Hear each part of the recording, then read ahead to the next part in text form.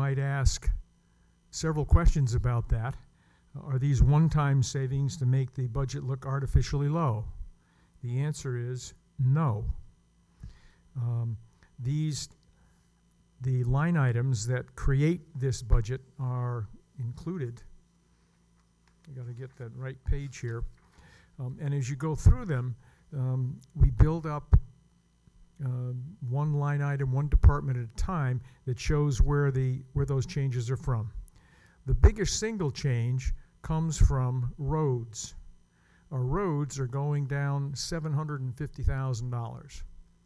That is because over the last 5 years, we have been putting money away. No, we have been taking the money we put away every year and improving our roads. We have statistical analysis that demonstrates that I think it's more than 90% of our roads are now in the top 10% of life, remaining life, better than I think it's 16 to 20 years of life. So there are very, very few, relatively speaking, miles of road that need to be reconstructed. We are now in a position where we are diligently maintaining those roads with an aggressive annual program of chip sealing and crack sealing that will keep the roads perpetually almost in this higher category. For the last 5 years, we've been spending, I guess, $500,000-$600,000 more than would have been needed, or now is demonstrated will be needed to get the roads in that condition. There are then a variety of other line items that make up the other difference. We've got a 300, or is the number here, as to debt service. We have a $351,000 reduction in what we're going to have to use in the budget to support paying the town's bonds. We're doing that by taking the one-time resource of $1,900,000 that sits in the unassigned general fund, putting that aside in a debt service fund to pay off the future bond payments for the next 3 years. That means we don't have any bond payments for that old debt anymore. We are, though, making a provision in this budget for a potential bonding of several items. This budget does not commit us in any way, shape, or form to actually going through with those projects. But we are lowering the amount of money we used to put in the debt service fund from the annual town budget by $350,000. That 500 plus that we are putting in will allow us to go through, if we need to, with any one or all of these bonding things that we're now looking at. If any one or all of those don't come to fruition, there will be a further reduction next year or the year after in this item.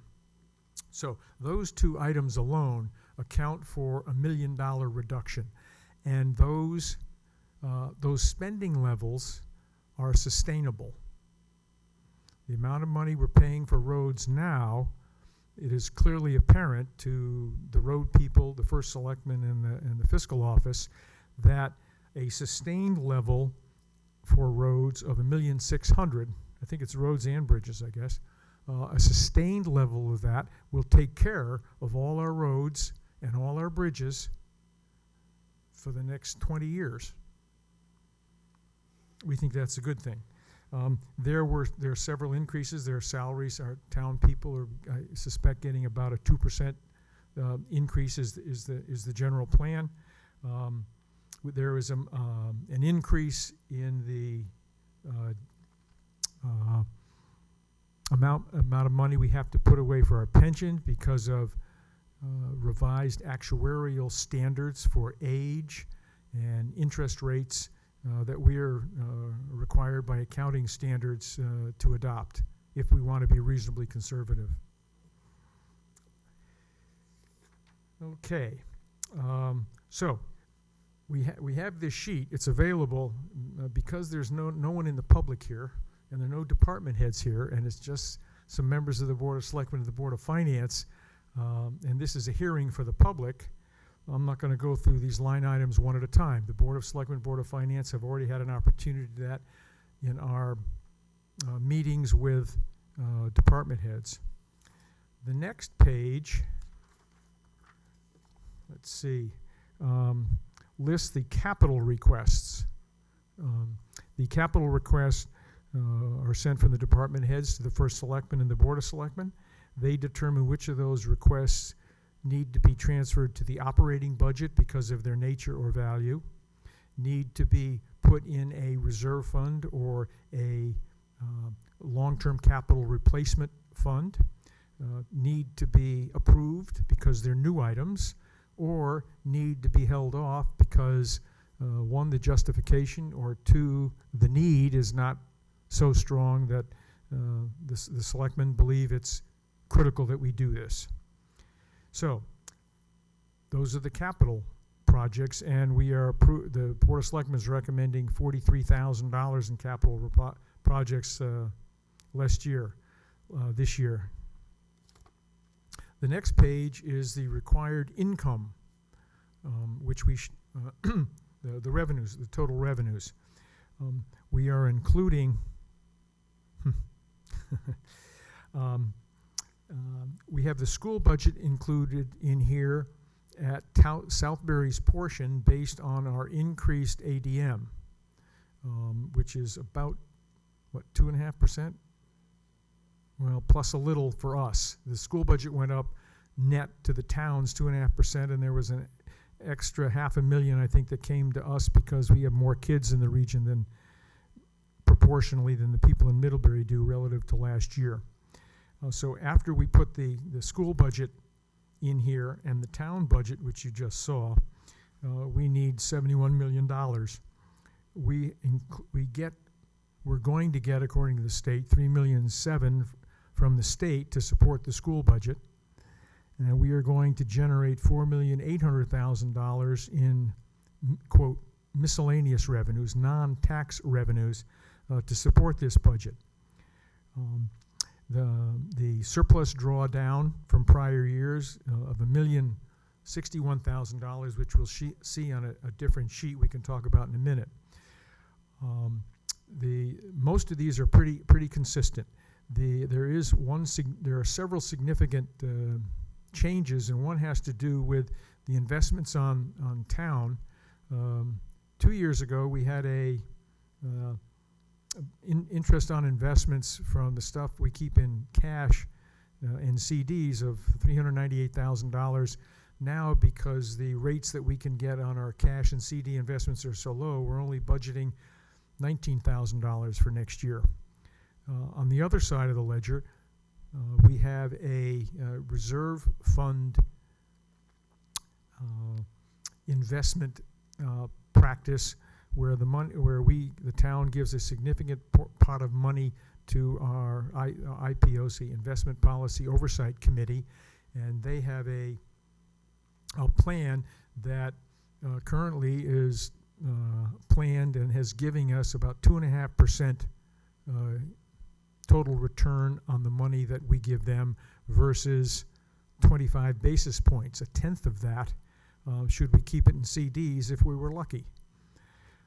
So we now have this year $406,000 is going to come out of that fund from the excess earnings. We also have a reserve in that fund for fluctuations in the markets. So should there be a rise or fall, the basis of that fund is at very minimal risk of being invaded. I'm trying to look at, I don't think there are any other really significant changes in this budget. Dan creates this. He works with the tax collector, the town clerk, the Recreation Commission to determine what revenues they think they're going to be getting. They've come up with their best guess. The next sheet shows the additions to our reserve funds. We are adding $244,000 to our reserve funds this year. There is one new reserve fund, that is communications, which we are creating at $95,000. This is coming about because the potential $3 to $4 million communications upgrade that we're going to need to be doing in the next year or so has almost $1 million in portable and mobile communication devices. I call them walkie-talkies. I'm sure there's a more sophisticated name than that. But they cost about $4,500 each. There's over 200 of them. And thanks to Mr. Dick Hill, who challenged us to make sure we don't put out of service any of these units that still have serviceable life left. The first selectman and the committee have looked at the 200 plus units, and they figure that, I think it was 25%, but about 25 units about 50 units out of 200. Is that how many units? Dan, there's 151 units we're not replacing. Let me put it that way. In the bonding issue, over $1 million of the cost to do this is these portable units. Some of them don't need to be replaced. The plan is to not replace them in the bond issue, but replace them over time as they come out of service. They're not serviceable, they're not repairable, etc. In order to determine when and how often the units that we're not replacing will come out of service, we asked the experts. The experts refused to make any statement at all. They could last a year, they could last 10. That's all they would say. Dan and I have thought about that, and we've created a normal distribution saying that somewhere over the next 8 years, we'll have to replace them all. The most number 4 to 5 years from now, a very few at next year or 8 years from now. So in order to fund those, because you're going to have to replace them and you're not going to have to do a bond issue, we need, and there's a spreadsheet that shows this, we need about $95,000 a year to replace them. And we need 10 years from now, $300,000 to replace which was that? The police cameras, which the state says now we have to buy. And the current thinking is that it's going to cost $300,000. We don't have any bids yet, but we know that they're going to have to go into service within the next 18 months, and that 10 years from now, when they fall out of service, we're going to have to replace them at around $300,000. Who knows what the inflation is? Technology will cause the price to go up or down. We don't know. But in order to fund both the replacement of the cameras and to replace the walkie-talkies, over the next 10 years, we think a reserve fund of $95,000 a year will give us enough cash to replace those units when the time comes. So that is the new reserve fund. And the concept is consistent with every other capital expenditure, capital requirement that the town has, certainly less than $1 million. And we are funding it gradually over time. And that figure shouldn't, I don't think that figure is planned to be changed, is it, in the funding? We don't have an escalation in there as of now. The next page, wow, shows all the capital, all the fund projects, all the funds that we have and all the different projects. This is a requirement of the charter that we make this available. I'll ask for questions later if there are any. This doesn't affect the budget at all. This is just background information to show what funds we have in place. The next sheet, which is, I suspect, for me anyway, one of the most interesting, is a summary of the town's unassigned general fund. Every year, we start with money that is sitting in what we call the unassigned general fund, which is holdover from prior years.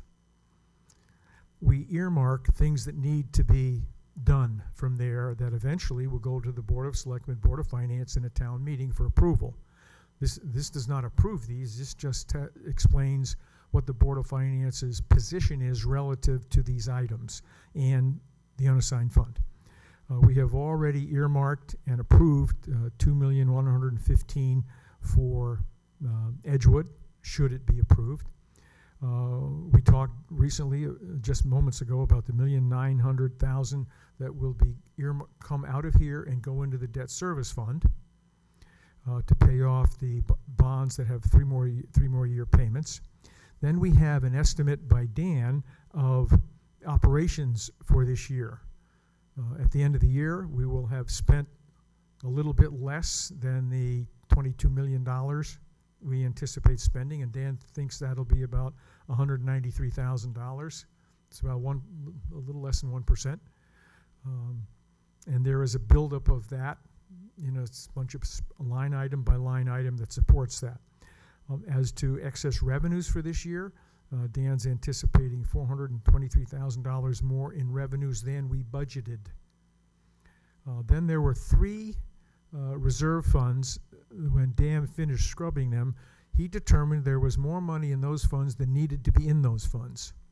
So he is recommending that we take out of those funds $50,000 from the GIS fund, $20,000 from the IT fund, and $60,000 from the planning studies fund. And that money is herein restored to the unassigned general fund.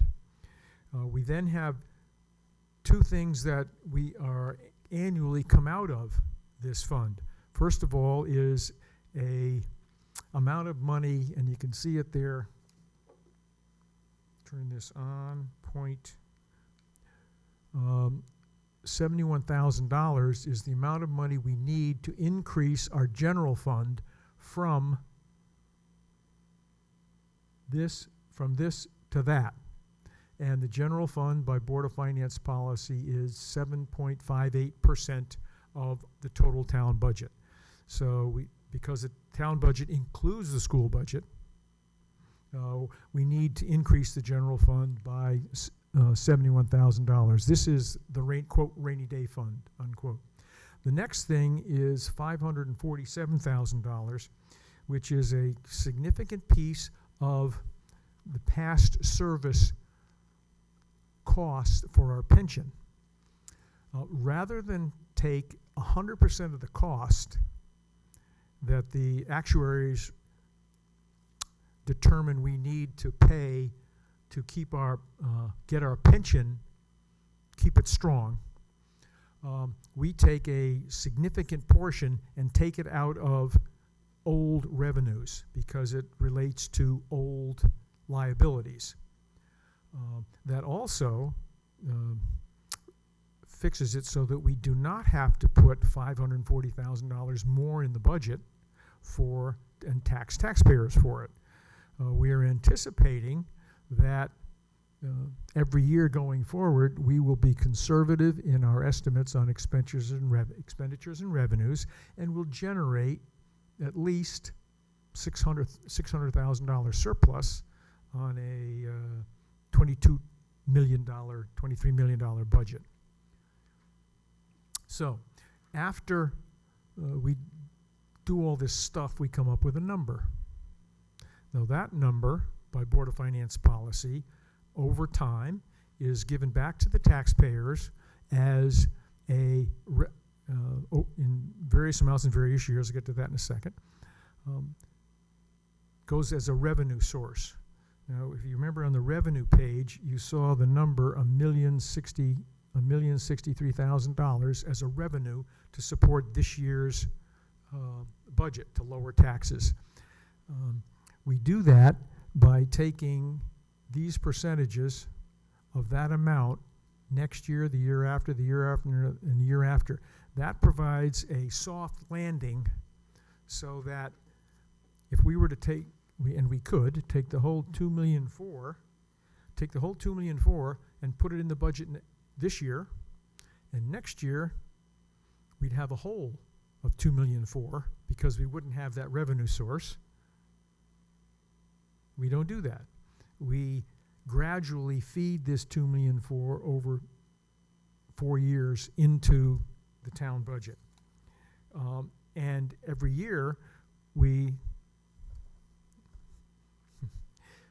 next year, when we only take this amount of money and put it in the budget versus this year, this amount of money, there will be a hole in the budget of only $377,000 rather than the hole in the budget of $2,400,000. That's why we do this. So that is the unassigned general fund. What's in it, how it gets there, and what our policy is to do with it. Lastly, we have what we call the administrative budget. The town attorney has said that any money that is into the town's care, custody, and control must be spent only after approval of the taxpayers. There are 2, 4, 6, 8, 10, 11 funds that are not generated by taxpayers' money, by other revenue sources, like the private duty police fund. Our policemen go out on the road and perform private duty. The town bills the entities that are performing the work that needs the police oversight. And the plan this year is to bill those people $370,000 for next year. Of that, we will pay the policemen $300,000, leaving 70 some odd, the difference, to be applied as a revenue source for the town.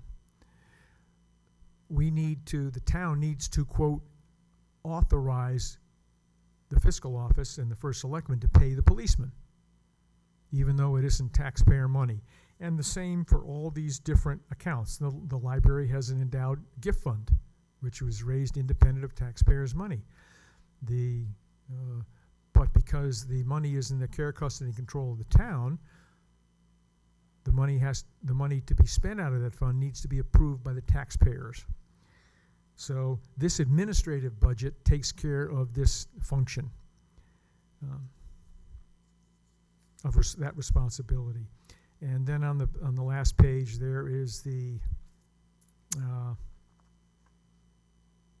wording that would go in the municipal budget for the approval of the municipal budget and the special revenue funds appropriation. I guess that's what's it called. So that is a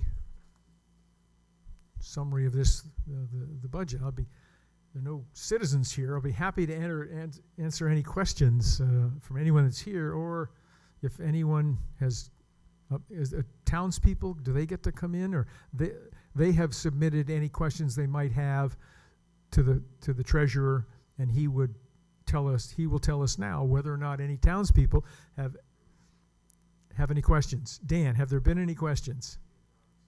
We have not received any questions from the townspeople. Well, this is a hearing, and the purpose of this hearing is not for the Board of Finance to deliberate. We can certainly ask questions if we want. But, yes, Mr. Riley. Could you use the microphone, please, John? Turn it on. There you go. Hold it close. Thank you. Can you hear me now? We can. Just a quick question. Assuming the school budget is passed as proposed, do we have any projection at this time, and all of the other numbers in this budget, and the revenues and the costs and stuff, do we have any idea what's going to happen to the mill rate? We do. As of now, there would be no change in the mill rate. The first time that has happened when there hasn't been a revaluation, I think, that I remember in the last several decades. And That's because of what happened here. Now, that is not a commitment on the part of the Board of Finance to do that. We are required, after the budget is voted, to consider any and all matters that could affect this budget. We have the authority and the responsibility to consider things like, for example, major lawsuits and disagreements with property owners as to what their property valuation is. And taxpayers who file the proper documents can slow down the collection of taxes. And the Board of Finance is obliged to consider that, among other things, like the state grants might not come in if the state budget falls apart. We might not get the $3 million we're supposed to get, and we'd have to do something about that. But assuming there are no unusual circumstances, and I think, Dan, are you aware, you run the tax collector's office now, are you aware of anything there at this point?